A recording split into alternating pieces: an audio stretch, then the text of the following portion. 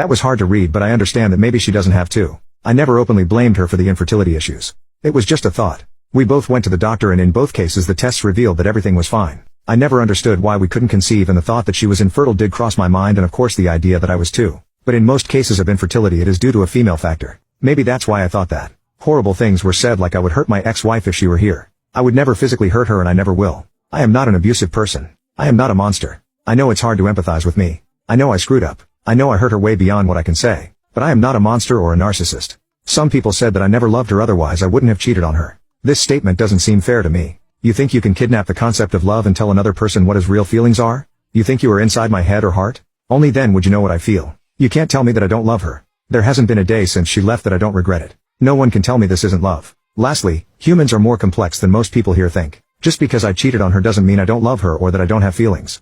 I called what I did a mistake because how else would I call it? I thought part of accepting blame is accepting that was my mistake. But everyone here take those words as if I'm trying to twist the situation when that's not the case. You've completely twisted my words. I know how much I hurt her. Maybe in my post I'm focusing on myself because I was never able to explain myself to her. Since then for me it's been one attempt after another to put together a story in my head that doesn't make sense. I lost everything from one moment to the next. I simply try to be open with my feelings, but it doesn't seem to work here. Not for me at least. I know the damage I did to her. This woman left her life, the country she emigrated to, her friends, even her job. No one does that for a breakup unless you're going through some level of absolute pain. I understand that. I can see and feel the pain I put her through, and that makes me feel even more guilty. Update 2 days later. These days have been very strange. At times I feel numb and at others desperate. A lot of things have happened. I want to start by answering something and then I will update. Some people asked why Norway? I don't know exactly, but she is a polyglot. She speaks 6 languages. Many of these languages are connected to cultures that she always liked. Norwegian is just one of them. She has always been interested in Norwegian culture. She has been there before, but she is also interested in other cultures and speaks other languages, so for me that was never an indicator that she might have gone to this country. Regarding the update, the first thing I will say is that the post reached some people in my circle.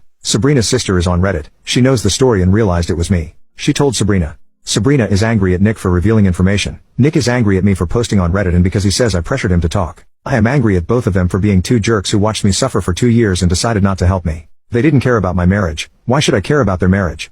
Sabrina could have given me my ex-wife's phone number a long time ago, but she decided to prioritize her friendship with my ex instead of helping 2 friends mend their marriage. Meanwhile, no one cared about my feelings. I'm done with them at this point. Regarding my ex-wife, I've been thinking a lot. She can't just disappear. I convinced myself that if I searched hard enough I could find something related to her. I follow some of her relatives from a fake Instagram account, but I never found anything related to her. I searched a lot, really a lot, and found a name that I had seen before, but that hadn't caught my attention until then. It was a lady with a name that is not typical in the United States or my wife's country. She is not American, and a very strange last name. I went to her Instagram profile and she had no pictures or anything, just a small profile picture that you can barely see. I decided to look her up on Facebook and found the same lady with the same profile picture. Only her Facebook profile is quite open. She is indeed a lady from Norway. I checked everything I could on this profile. I was convinced that it had something to do with my wife. How else would a relative of hers have this woman in their friends?